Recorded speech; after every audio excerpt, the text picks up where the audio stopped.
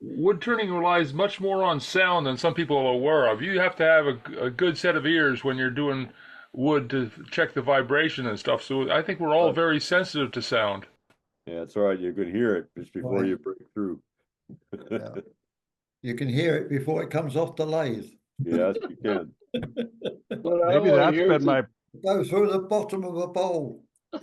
I think that's been my problem all along then, because my hearing is terrible. Well, I think that What'd is you say, Mike? definitely a factor. Yeah, definitely a factor. Yeah. In cabinet making as well. I mean, you can't tell if your plane is working without the sound, really. You have the sound and the feel together. Is what Maybe I tells should you use stuff. my And your hearing aids tabletop. when I'm turning, and I'd be able to do a better job. I think Doug's right about the sound, but I also would suggest that you can probably feel it in your chisel as well. Shouldn't you be able to? Absolutely. I Yeah. think you feel it when it's Absolutely. not going right as much Oh, as yeah, hear it yeah. when it's. That's for sure. I sure feel it when I'm trying to make the lid of a box smooth, an end grain box. If the grain is bouncing the tool up and down, I absolutely feel it. And you feel it, and then there's the wood. It's all rippled. You have to do something else. As long as you're not strangling the tool, you can feel it. Okay. Yeah. Hold it too Yeah, that's hard right. and too tight, you're going against that vibrations. Hey I think Doug, I need to tell you that at club meeting the other night, you had a great presentation about sanding, which is one of those rabbit holes that thank you. woodturners get into. I I found it fascinating. It opened more questions than I found answers for, but Did you Yeah. show? I didn't see it. I wasn't able to attend. Did you show the video that we made a few years ago? No, but I referenced it, John, for other Oh. people to look at back at. So I didn't actually put it up on the video, but I did mention to people that that was the one. If you put my name in or on YouTube on sanding, it'll pop up. It's about a Yeah. 15-minute video that John and I made that is actually very good, I thought. So, but Yeah. and the other part, John, is I actually wore the same shirt to the club meeting as I had wore during the video just for the fun of it. well, you're doing the same thing today, aren't you? That's the same shirt, No, isn't this it? is a different shirt. No, this is a different Oh. shirt. I do have two shirts in my closet actually, not just the one. But they all have What? to be the same kind, though, right? Yeah, well, yeah, you know the old routine. One's getting washed while the other's being worn. I probably have 4 of these blue Yeah. wood shirts. Yeah. If in the same shirt, you get better coordination on videos. So, Get just your back on colors. this, do Well, you it guys is who are in 12 the, o'clock, I think you all, so I'm going to know it's not. It's 9:59. So you guys who are in the sound systems, do you think you could make some sort of visual thing that would pick up the sound of your turning as you're going along, so you could actually have for those people who are more challenged with sound, that you could actually see those limits on a small screen or something like that? I'm sure you could. They have them. Absolutely sure you could. This is Lancaster Woodturners Weekly Coffee Hour number 252 for May the 8th, 2025. My name's John Kelsey. I'll be your moderator today as usual. Open shop for Lancaster Club is in not this Saturday, but another Saturday along. So that'll be, let's see, 9, 10, 17th, something like that. Any other local club news that anybody wants to give us? Yeah, John? this is Nittany Valley Woodturners here. We had our general meeting yesterday, and we had a really nice demonstration by Gib Coral. And what he did is he did Christmas ornaments that were both resin and wood, and he put pine cones in the center of them. And so it looked like a light bulb, but it had a Christmas tree on it, or it had a really nice acorn or something in the inside. He does all kinds of things, but it was really a nice demonstration. We really appreciated it. I think Stuart showed us how to do that on this channel here a couple of months back. Yeah, very similar, very similar. Yeah. Hey Ken, did he spray them with anything, or he just buried them dry in epoxy? Do you know? Did he say? Yeah, what? No, he just put them in. He went out and got some of his own, or he got some at Hobby Lobby, and he just hot melt them to the bottom, and then he did it upside down. So and he had the wood bottom, which would be the screw end of the light bulb, and then the upper part was all the clear epoxy. It was nice. Talked a little bit about vacuum versus pressure, and I guess general consensus is pressure is better. And we're trying to figure out how pressure works to get rid of the bubbles. I guess it's so small that you can't see them. I think they might help it in a Christmas ornament, actually. I remember those little bubbly things we used to have on Christmas trees. Yep, yeah, Doug, you did a demo at the Lancaster Club last week. You want to tell us what that was about? Yeah, I was just talking about sanding.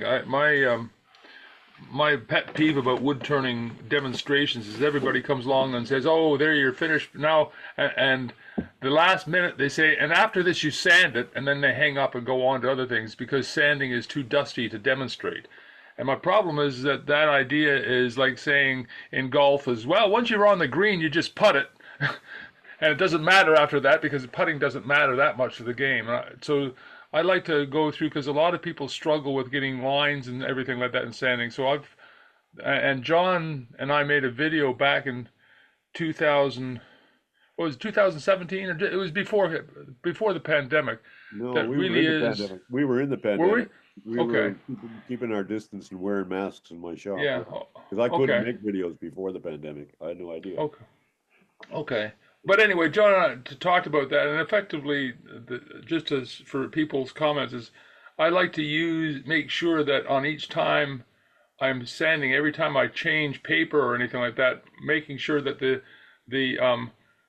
direction of sanding is going approximately perpendicular to the previous direction of sanding, so that you can actually see when you get through each grit level clearly that you're through the grit level. There are other techniques for doing it, but that's what we covered. So anyway, as I said, John's got the video. Let's go. I welcome anybody to go look at it. It's on my channel. You put in Doug Reesor and sanding and it'll come up. And maybe we'll get a link into the chat or something. I don't know. If somebody would do that. Hey, John and Doug.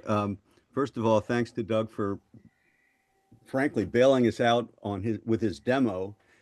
Because a week before we found out we didn't have a demonstrator. So Doug stepped up and I told him after the demonstration, it was basically like a coffee hour because it really generated a lot of conversation amongst the members. So it was more than just a demonstration. It was really interactive with questions and answers. And as Jim said, a lot of questions that, Doug responded to, but really elicited a lot of conversation. I think it was one of the more successful demonstrations that we've had. The other thing I just wanted to say, John, is our open shop is this Saturday. It's the second Saturday. That will be the 10th, not the 17th. Oh, okay. Sorry. No, that's fine. Just to confirm. Yeah. So thanks again, Doug. Well, I think that makes a point that we've been talking about formally about demos as well. When you try and demonstrate a whole complex project, you need to have props or, it's really difficult to do. So the way to get around it is just like what we did in the magazine business. You slice off a piece of the topic, one ring of the bologna and play that. Doug took a small topic and it turned into a really good demo. And I think I've seen that happen a lot before, and I kind of encourage that as a solution to the club demo problem. You don't have to demonstrate your mastery of some enormously complicated thing.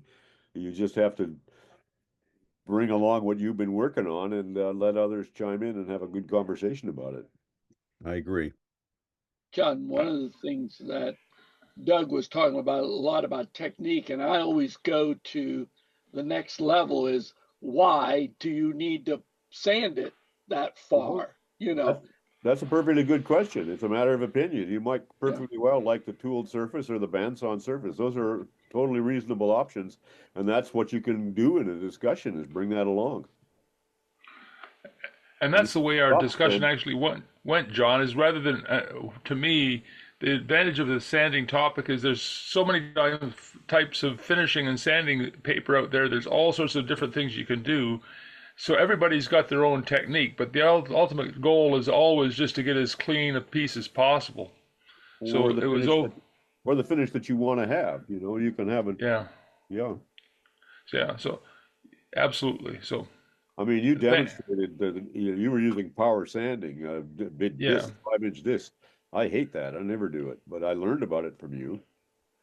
Well, for me, the second part of the 5-inch disc that I didn't mention at our sanding demonstration is not a new wood turner, and you see these guys like, well, you guys who have been in the business for a long period of time can make a really smooth cut. So, when I see somebody making a smooth cut across the bottom of the bowl, and they say, "Oh, look at how," and I feel it. My problem is every time I feel it, I can feel the slight bumps, which annoys me. So using a 5-inch disc sander right after my chisel or my bowl gouge across the grain actually smooths out those bumps to start with. And again, sandpaper is just another tool. I mean, it's just to use. So use it to the best you can. Hey, Doug, Anyway. the other thing that was interesting was your little microscope that you showed, the differences between the various grits and what have you. Yeah, I'll maybe next week or something like that. I'm going to try and make it so I can put it on my screen. I found this little handheld microscope, folks, that is really cool, and we used it for looking at the edge of tools and stuff like that. And again, it's a good demonstration piece as opposed to just a tool for handing. So, Are you talking about an electronic microscope that you plug into your phone or something? yeah, Yeah, I'll tell you what. I'll go get it. And just show people what it looks like. I can't show you necessarily this image, but anyway. Yeah, I'll Clifton be. showed us one of those a while ago as well. So yeah, but go ahead and do it.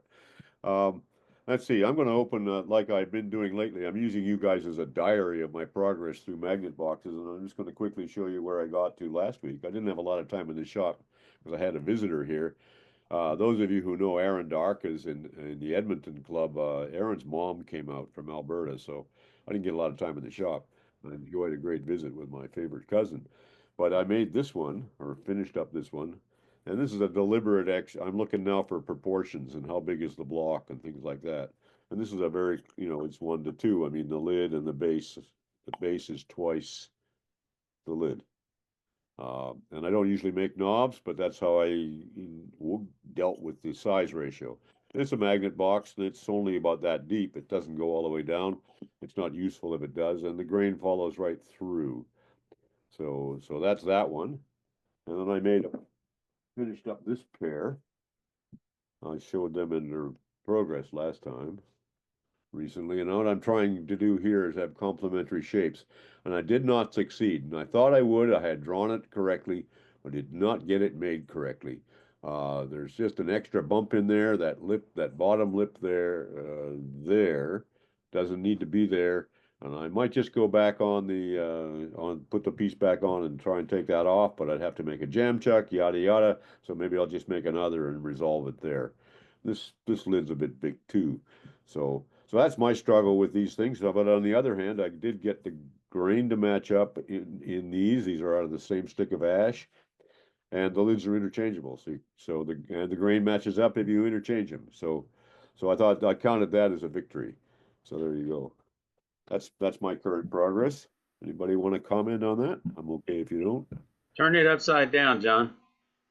So that is the shapes. One shape. Yeah. Is Now flip it over, so the bottom becomes stuff. And now look at the form. Yeah.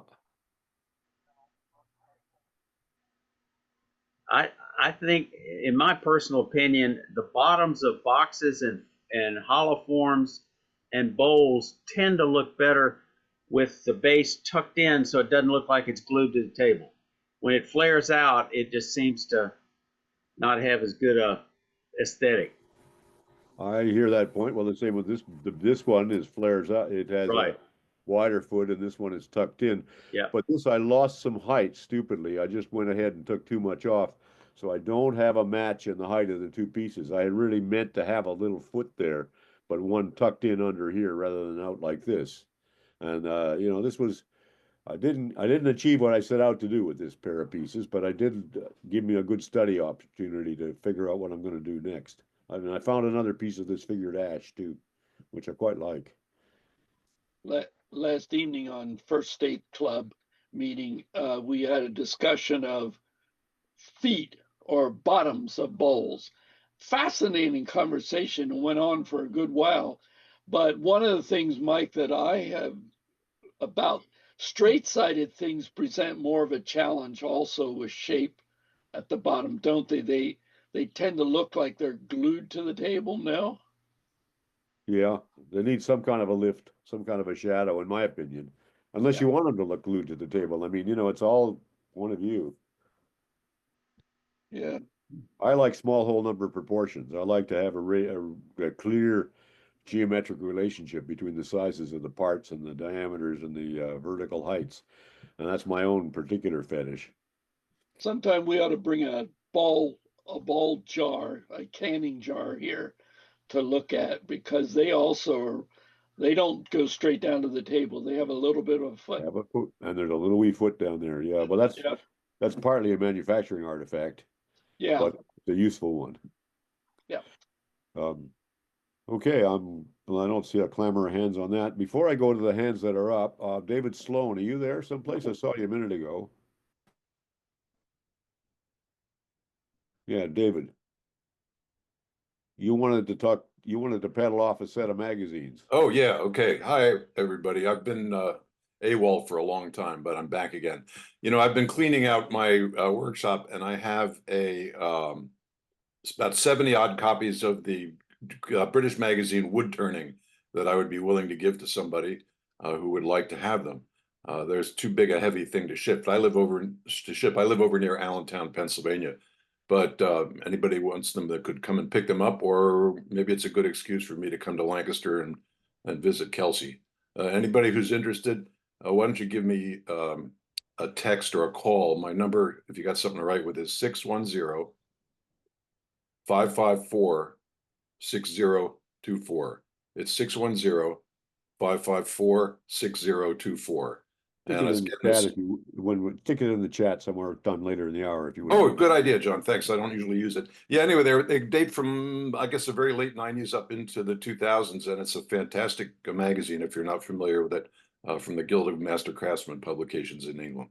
Yeah, and over a spirit of 72 issues, the whole subject will turn over. You won't miss much. That's so true. You're right. I'll put it in the chat thing here. Okay, thanks. Thank you, David. Yep. Any questions for David, or we got it nailed? Okay. And I'm going to get in the hands. I'm going to look for people who I haven't heard from in a while. David Bell, you're up first. Are you there? Yes, I am. I wasn't first in line, but I'll take it. So I just did a casting demonstration for the Kingston Woodturners Guild, actually casting and stabilizing. And if I could share my screen, we were talking about pine cones. Just let me find it here. Green button down at the bottom. Yeah, no, just pulling up. Here we go. There we have. I make lots of things, but the pine cones, the two on the bottom left, those are pine cones cast in aluminite resin, and those are turkey pot culls, or the bodies for the turkey pot culls. And if I could show you a finished picture, I'll just switch my screen. Not going to let me. I don't know. We'll just go on from one slide to the next if you have them in the same folder. They're in the same folder, but I'm not sure why it's not. Try your arrows, right and left arrows on your keyboard, and look at the right and left side. If you move your there you go. So that's just some figured maple. Now, tell us again what these are for. They're turkey pot calls. What is that? Or the turkey hunters use them for calling turkeys when they're hunting. How do they do that with this? If I can find the picture. There's the one with the pine cones in it. And I'm just going to find the finished picture. Not sure how far along it is. There's another one. This is epoxy that I've used as well. Leftover pieces that were stabilized. You've got a pretty high polish on that. How are you getting that? That's with the lacquer finish. There we go. So these are the finished calls here. Okay, explain them if you would. Yeah, so the dowel piece that you see is called the striker, and you rub that on the end of that, tip of that on the slate. I use slate for my turkey calls, and it creates a vibration, and it sounds like a turkey. That's And pretty marvelous. you can change the pitch of the call depending where you scratch the striker on the surface of the pot call. So there's the finish. That's the bottom of the turkey call. So the volume of it would also affect the pitch, wouldn't it? Yes, and you change the how hard you strike the surface. So you actually don't strike it, you scratch it. And you can do a really light scratch, and then you can move the as you do the scratch, you can move from the outside to the inside or the inside to the outside on the diameter.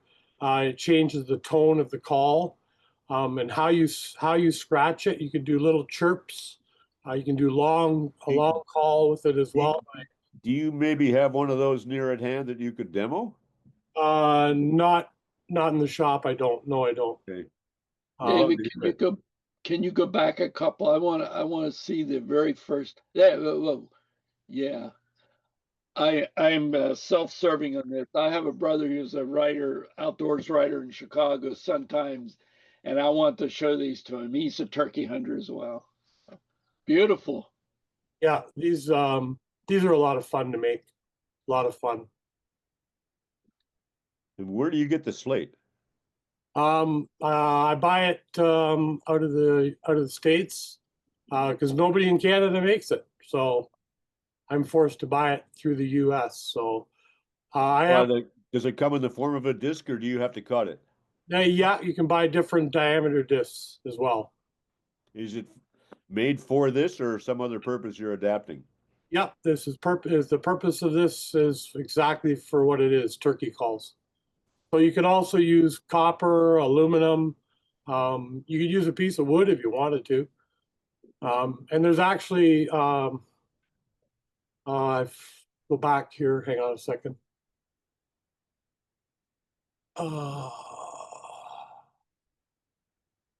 Now I want to ask you questions about every one of these pictures. I know. So if you look at this call here, you'll see the biggest diameter with a little seat in it. That's where the slate sits. Yeah. And the other smaller diameter that you see is lower, that little raised piece on the inside. There's another piece that goes in there. I use glass. So that's where the soundboard sits in there. And unfortunately, I don't have a picture of it. So there's a piece of glass goes in there, and then the slate sits on top. And there's a gap. And this is sort of the art of making a turkey call, making a good turkey call, is what you use for a striker surface, i.e. slate or copper, and then the piece that goes underneath the soundboard can be slate, glass, wood, whatever you want it to be. And that gap is what determines the sound of the turkey call, along with the holes in the bottom. So I use 6 3/8 holes. You can use 4 holes, you could use 8 holes, you can change the diameter of the holes. There's all kinds of things you can do to change the effectiveness of a turkey call. So this looks to me like it's about 3 inches across and 1 inch deep, yeah? It's just over 4 inches in diameter. Okay, now maybe 1.25 inches deep then, 1.5 inches. About 1 inch deep. And is the inner plate the size of the small ring, or is it the full diameter? So the inner one, the soundboard, is just a little bit smaller than the opening for the slate to sit in. So there's a small groove, a small gap all the way around. So it's does it sit on that ring, or is it glued on that ring? So it's glued on the smaller diameter ring. Okay. And a glass is difficult to adhere. So I use a product everybody knows about. It's called Goop. Household. It works. And how thick is that soundboard typically, like if it was wood? It's 1/8 inch. 1/8 inch of wood, and the slate looks like it's maybe about 1/8 of an inch too. About 1/8 of an inch as well, yes. Okay, so now I'm seeing how I could make this. I would need a 4-inch diameter, but I say 1.5 inches tall, and a 1/8 of an inch, 3/16 of an inch for the slate for the top piece, and then a smaller inner piece, also a little thinner than that. Yep. And then you just have to figure out the gap between the two. And then the striker also has to be, I like to use hardwoods for the strikers because they tend to give off the nicest vibration when you scratch the calls. Ash works really well because it's grainy, right? It has a coarse grain to it. But you can use all kinds of different woods. So how long would that striker be that you make? They're about 6 inches long. Maybe 3/4 in diameter, 1 inch in diameter at the thickest part? Yeah, I use, actually what I'll do is I'll cast, I make a lot of pen blanks with wood and resin. And typically when I'm pouring the resin for the body of the pot call, I do the striker tops at the same time. That way the colors, everything matches. Okay, so questions for Dave Bell.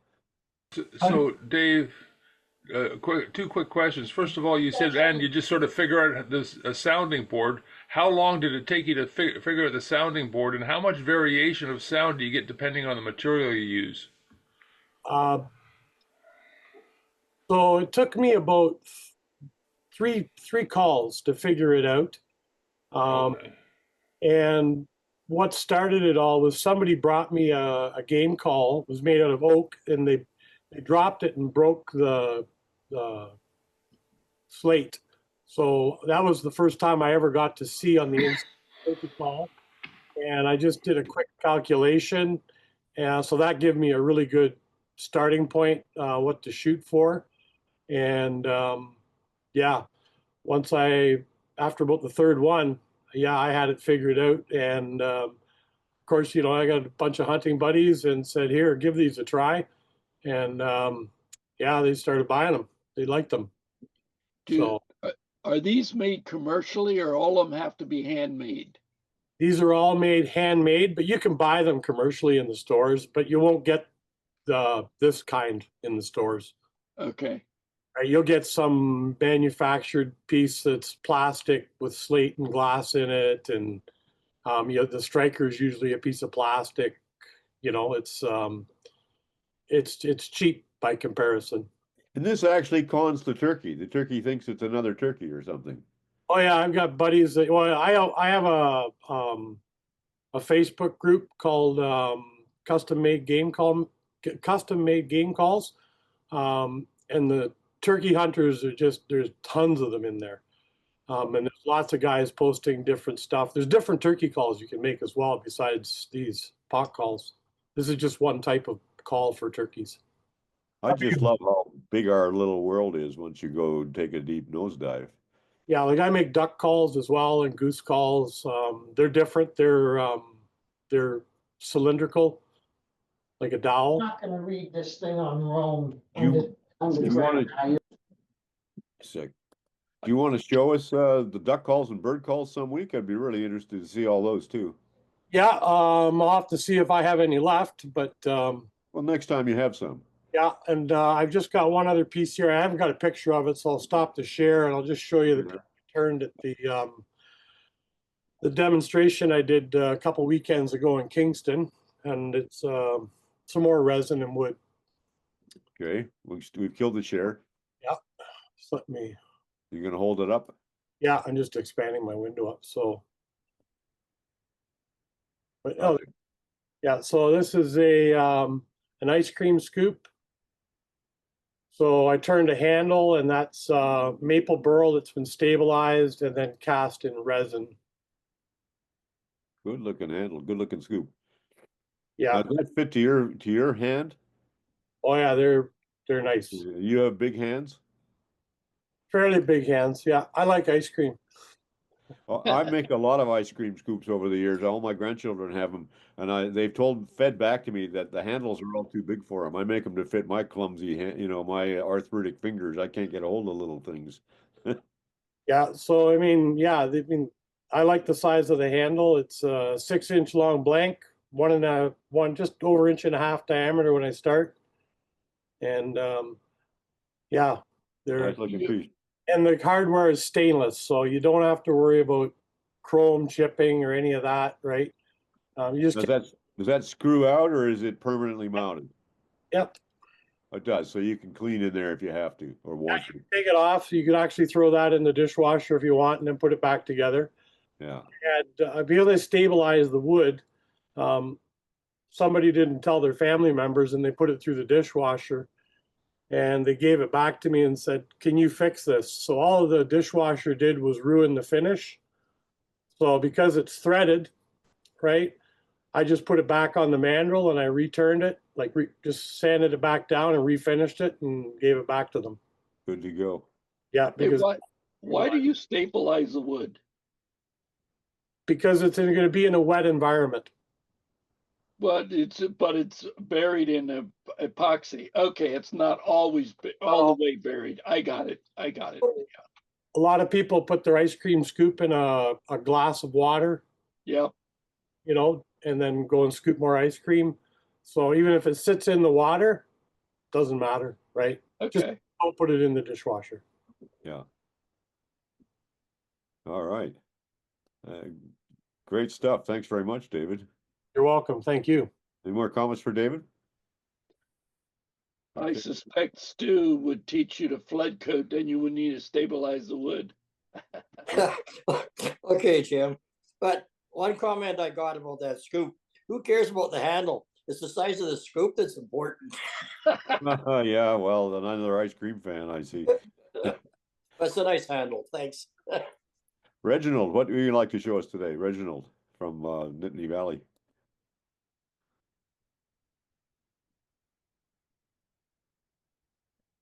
We're looking at you. Can you hear me now? Yeah, we can. Please call me Reg. Okay. I'm just reading off the bottom of the screen. Yeah, my mother named me Reginald after the doctor who saved her life, and even she never called me that by that name. Okay. Can you see? Okay, this is a bowl I made. Move back from there you go. Now that's better. We can see you. Got it.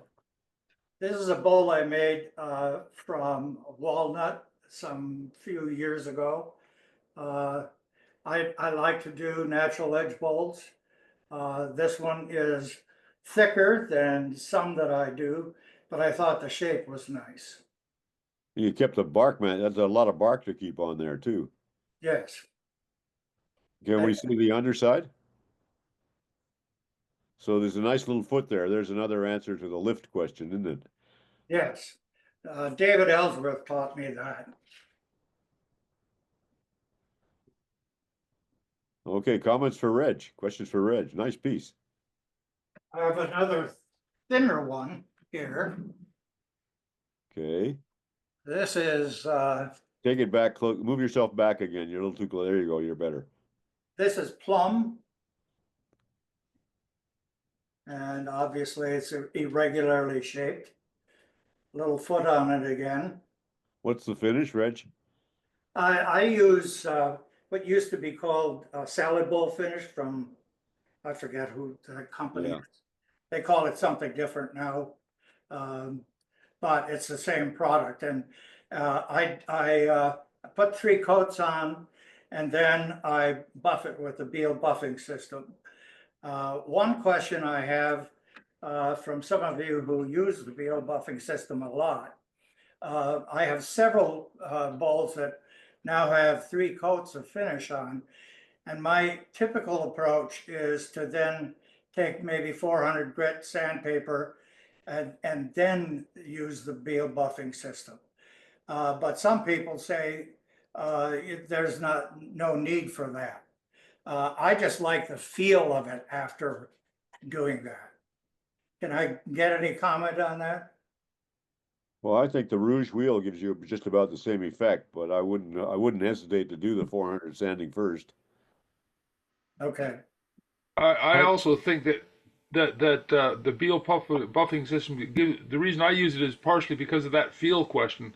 And people pick up a bowl when they pick it up and touch it, they feel it immediately. So that and too many people just think, well, it's finished, I'm going to set it aside. But no, you want somebody to pick up your item, and then you don't want them to be disappointed by the feel of your bowl when you pick it up. So keep on concentrating on that. Yeah, I particularly like that. Well, I use the Osmo finish, and then I only hit it with the white diamond. I don't use the wax on top of it or the rouge, and I find that works pretty good for me. Okay. I use the rouge after every coat, and then wipe it down with alcohol to remove the rouge before putting the next coat on. And I use the General Finishes bowl finish, and usually Who's that 3 talking? coats. I don't have you on screen. Who's that talking? My Golka. Okay, thanks, Mike. Yeah. I do have another little platter. I particularly like the crotch grain in this. Is that also walnut? Yes, it is. And let's have a good look at the bottom too. Yeah, no, nice detail. Thank you. And then I have one little red cedar piece that I particularly like. Yeah, good shape. Now this doesn't have a separate foot on the bottom, but it still nonetheless kind of stands up a little bit. Yeah. He sits down on the table, yeah.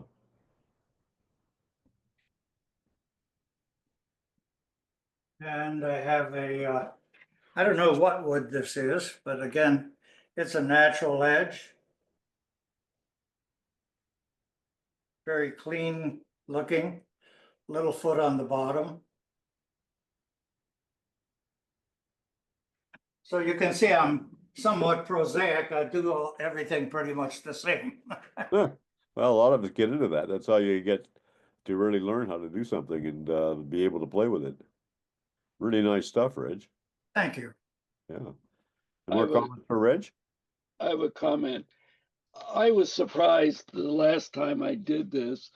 My grandkids were in the shop and I grabbed a piece of wood that had no finish on it. I showed them what the Beale system does. I was absolutely amazed at how beautiful it looked, just bealed without any finish on. Now, I know that goes against why we put finish on wood to protect it. But I just, when you polish. You get a lovely finish if you do just the Beale system, but you're ending up with carnauba wax and little water spot right away.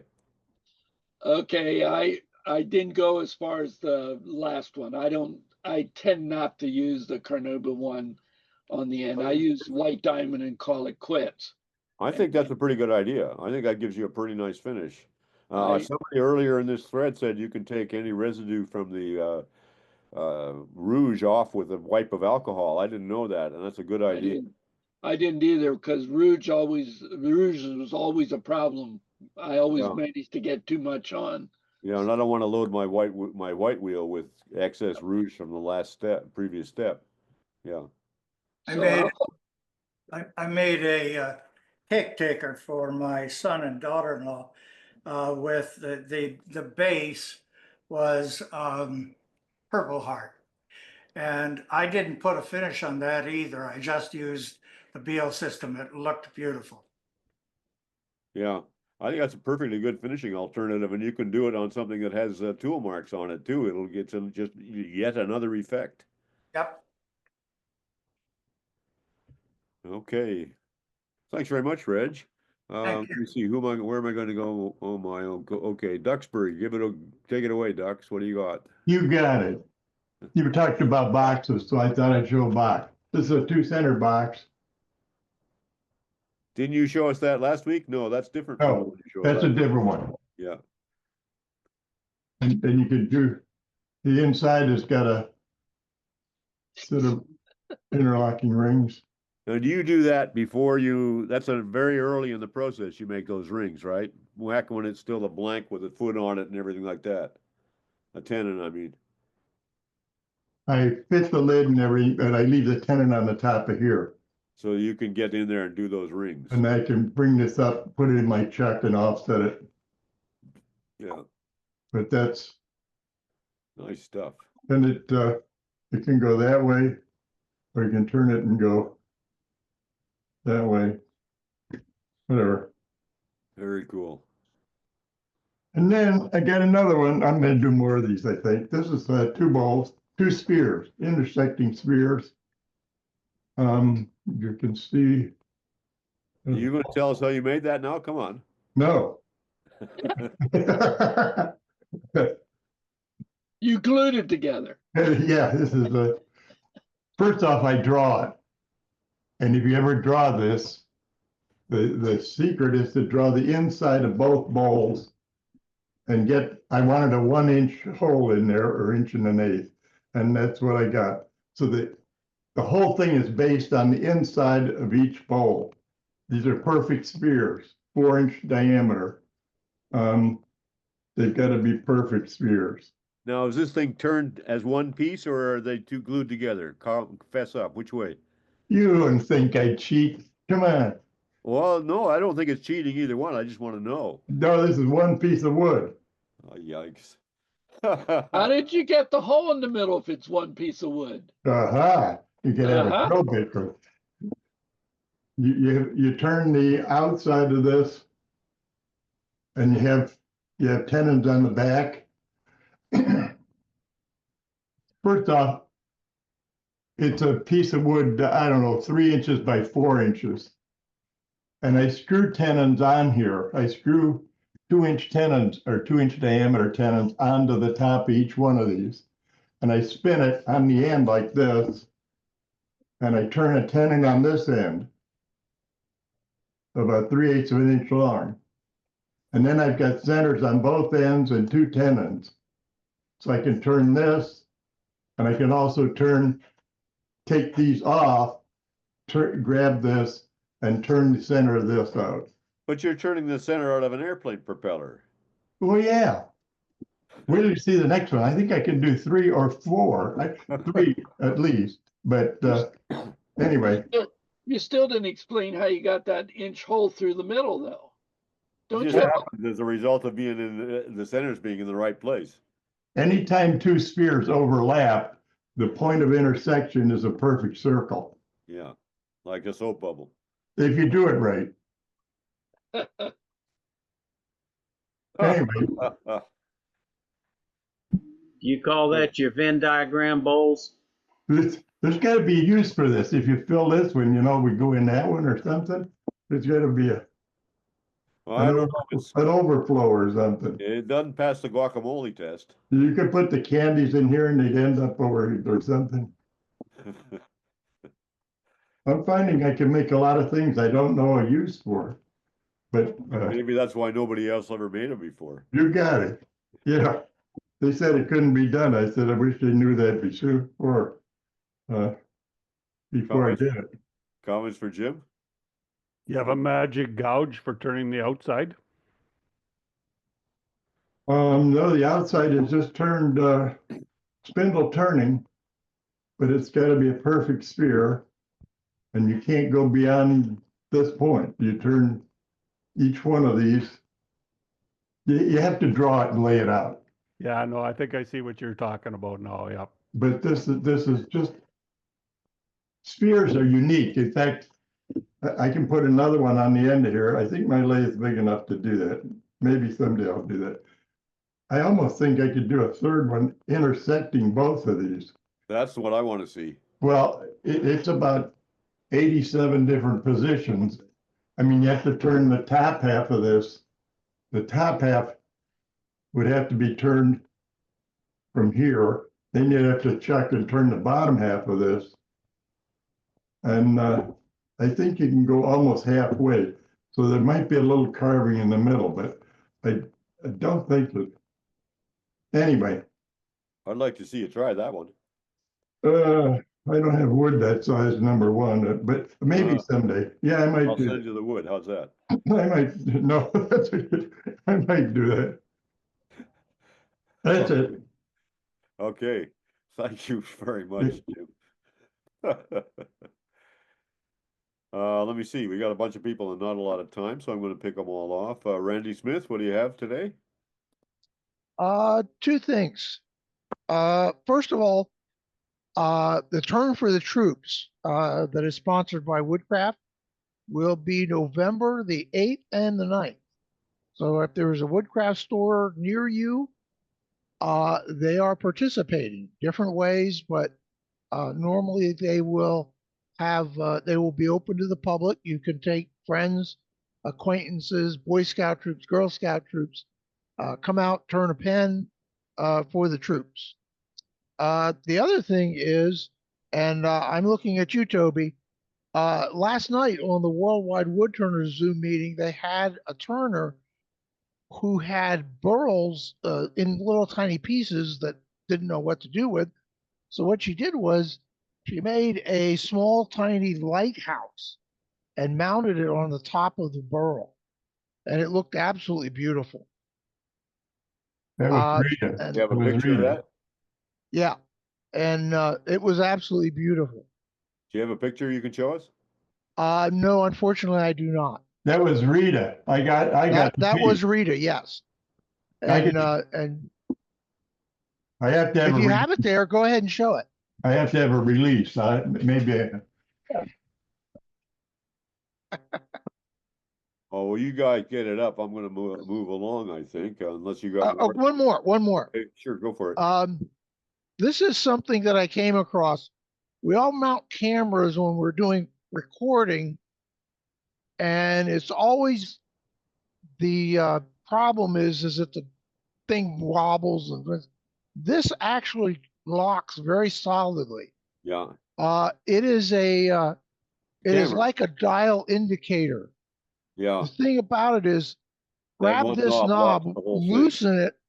You can position the camera wherever you want it, and when you lock it, it locks up the whole thing box in place. Oops. I use one of those to position my dust arm, my dust hood too. Yeah. They make them bigger, but the bigger ones tend to have a little bit more wobble. This one locks solidly, and you can't. And they aren't real expensive either. What are No, this one was about $20 or so, Yeah. and it's great for positioning a camera. That's it. Questions, comments? What was got it that called? piece. You want to see that? Yeah, I do want to see it. I'm going to put a quickie spotlight on you now. Okay, we got it. Cool. Rita's burl. That's burl you weren't going to turn anyhow. Yeah, Yeah. she uses everything. She's getting pretty good. Oh, those are nice. Yeah. Hold it up. Anyway, and she's got another one. She glues stuff to stuff, and well, I don't know. I was wondering when the seashells were going to get in there. Now I see them. Yeah. Yeah, you got it. Yeah. Very cool. What do you guys talk about at dinner? Yeah. She's getting good. She's criticizing me now. Oh, good. Yeah, I don't know. But these things here, she's got laying all over the place. Mike, peace. You're muted, Mike. Oh, I hit the space bar. A couple of weeks ago, I showed a disc burl, and Gerald showed us his cattails for inspiration. So I made a video. I think it'll come out tomorrow on cattails. They are so much fun and so easy to turn. You can turn them between centers, use mahogany or walnut, and then it's textured with a texturing wheel. This is just bamboo skewers, so it's real cheap and easy. And these are craft sticks that have been soaked in boiling water and they've bent with a rubber band and then glued to a bamboo skewer. Let's see the whole base piece. What's hold it up a little bit so we can see what you got that mounted in, because that's everything in these kinds of things. Okay, so that's about a 2-inch thick piece, and you've made the rings on both sides, yeah? Yep. So it's like a Yeah. canteen. I've got a video on making this, but cattails will come out tomorrow. It's an easy, quick way to decorate a vase with some easy turned flowers. Questions for Mike? Mike, I like the way that the natural edge on your vase makes it look like the cattails are actually coming out of a lake or a river bottom, you know, or on the edge of the river, because it actually looks like it actually almost looks like dirt, you might say. Yeah, oozing out of the layered mud. down. Exactly. That's Yeah. really cool. Yeah. Yeah, I like that. It's very nice. Anybody else? Okay, that was a lovely little taste. Thank you, Michael. David Hedgel.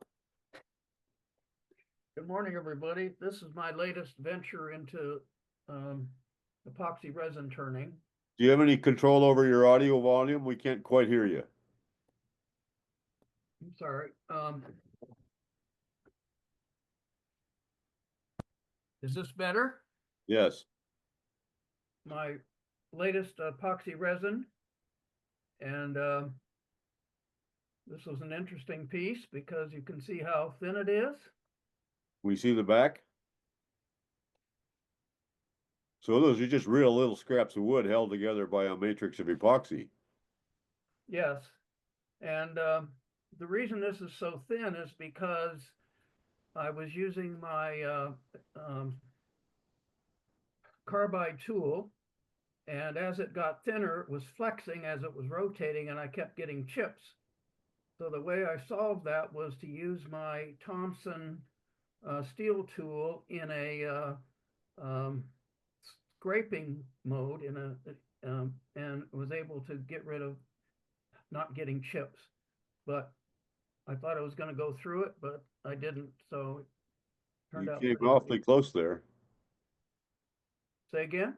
You came awfully close to going through it. Yes.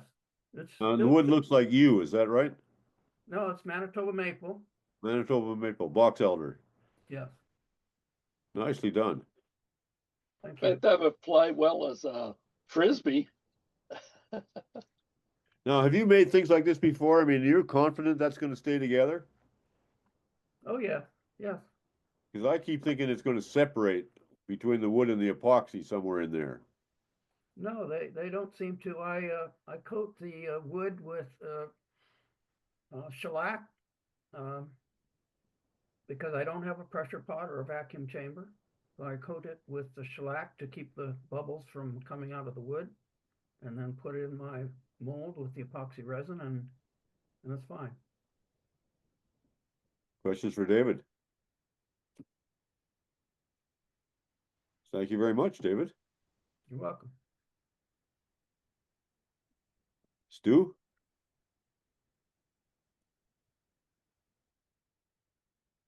You're muted. You're still Here. muted. How's that? Yep. Yeah, we're looking at you.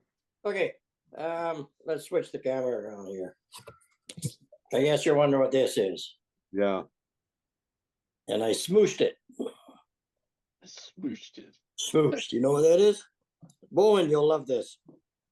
Yeah. Smooch. I know what smooching is with a lady, but Smooch, but smoosh. oh, smooch. Smoosh, not smooch. All right. Okay, tell us what you did. Under construction. All right. Sanash, turned it wing bowl thin, bark on all the way around. So I wanted to, I did this one in blue. So the bark is, it's all done with flood coat, colored flood coat. But that's a branch you're starting with, right? Yeah. So it's about what, a 6-inch branch? Yeah, it's about 6 inch, probably. And 6. about what? How wide? How long? 12 inches? 18 inches? About 12. About 12. Okay. Yeah. Okay, so I turned the wing and that was it. And then I did the finish with flood coat epoxy. The rim, all of the bark, it's done with in blue. So there was the emphasis color is blue on this, obviously. So all of the bark is solid blue, but that's all bark. And then I did a flood coat clear over the rest of it. And for smooshing, what that is colored flood coat, and I just put it on a plastic bag and just tap it around, and you end up with a pattern like this. It's all random. And the bag has got a little hole in it or something? No, you just put paint, put the color on the bag, put your hand inside the bag. So you're just dabbing it like the bag was like a rag. Right, yeah. Yeah.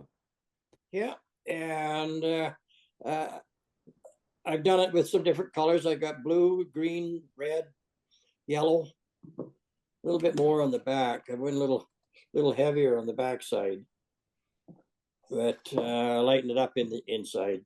How many flood coats are on that? And then I put there's one flood coat over top of the color. So there's a to start with. The wood with a flood coat, and then the color coat, and then a top coat. Yep. And I might give it one more flood coat. It'll smooth it out a little bit more. Do you then buff that top coat, or what do you do to get Don't have to buff anything. His flood coat is shiny. It comes off. That's how it comes off, because that's how it comes off, with one flood coat over top of the color application. And the trick there is you got it on your own little apparatus that rotates it slowly so the stuff doesn't drip. Yeah, it goes on the rotator. Questions for Stewie? You gave me an idea. You know the modern art technique of hanging a bucket of paint with a hole and then swinging it back and forth. Yeah. I wonder if you could do that with a piece of wood. Obviously, it has to be. I thought of that, Jim, but the problem is to make that work. I think you have to have a large piece, and there's nothing big about a piece of wood that we're working with. This is all small stuff. Yeah. You call it small stuff. That would be ginormous for me. Yeah. That's not me. So it's the question of the arc. Is that it, Stu? That's why it doesn't work on a 12-inch piece? No, I think it would work, but I don't think you would see the effect of what you're trying to accomplish. Okay. Yeah, I think he's right. Well, you could. Yeah, why don't you try it and find out? Give it a whirl. Why not? Yeah, I would use dye instead of paint or epoxy. So another new rabbit hole for you, Bowman. There you go. I know. Yeah. Whoa. Bird's eye on the top or whatever. Or what'd you say that was? This is Manitoba maple. No, I mean the rings. The rings? Little bird eye ring. The black ones. That's the cutter that they used to make the eyes for stuffed animals. Yeah. This is the one that I used to do that bowl. This is the smallest one available. And you turn it down high speed. And I'm using this to turn it. What is that? It's an angle-headed die grinder. Okay, and it's air powered. Yeah. 70,000 RPM. Jeez. Air powered. It'll tell you right on there. If you can see it. There. 70,000 revolutions per me. So Stu, you didn't need to sharpen those. Apparently not. They came, what? So where'd you get them? Amazon or what? Concave? Got them.